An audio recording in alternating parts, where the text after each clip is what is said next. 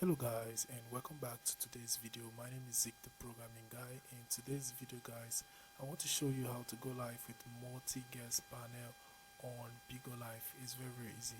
So the multi-guest panel allows you to invite 3 other people to join your live and go live together with you.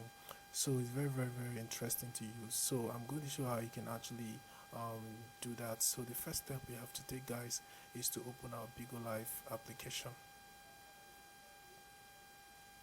So once you open your Bigo Live application, you're going to see the Go Live button at the bottom of your screen. Go ahead and tap on that.